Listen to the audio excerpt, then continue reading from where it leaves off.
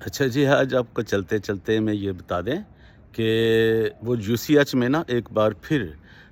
पुराने चोर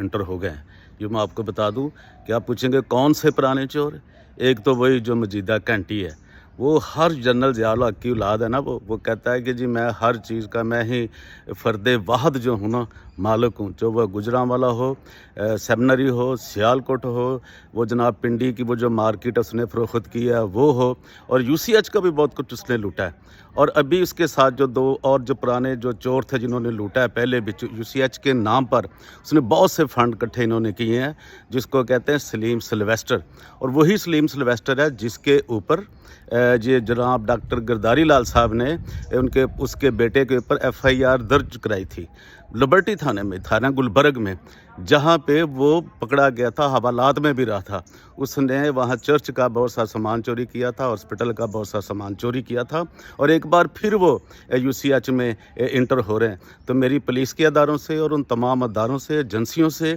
दरख्वास्त है और कि जनाब ख़ास तौर पे आईजी साहब से, आईजी पंजाब से डॉक्टर उस्मान साहब से, कि ऐसे लोगों पर नज़र रखें और इनको वहाँ से निकालें, चूँकि पहले ही ये बहुत कुछ लूट कर ले जा चुके हैं यूसीएच का, और इन्होंने बहुत ज़्यादा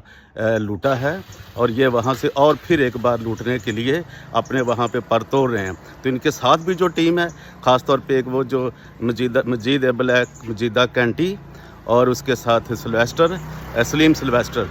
जो को विक्टर ज़राया का कोई रिश्तेदार भी है, और उसके बाद एक वो रियाज नवीद, और कुछ इस तरह के लोग हैं जो पहले ही यूसीएच को बहुत लूट चुके हैं। इन्होंने कभी भी कोई अपना वो अकाउंट नहीं दिया, कोई किसी भी चीज़ का इन्होंने ऑर्डर नहीं दिया, जो इन्होंने लूटा वहाँ से पैसा। तो डॉक्टर गिरधारी लाल साहब को सलाम है कि उन्होंने जनाब इसके ऊपर सलीम सिल्वेस्टर के बेटे के ऊपर एफआईआर दर्ज करवाई थी, और थाना गुलबर्ग में जनाब उसको इन्होंने पकड़वाया भी था। तो जनाब ये ज़रा देखते रहिए और आगाह रहिए, और चलते चलते में ये सारी मेरी जो वीडियो है पूरी दुनिया में, लाहौर के, पाकिस्तान के,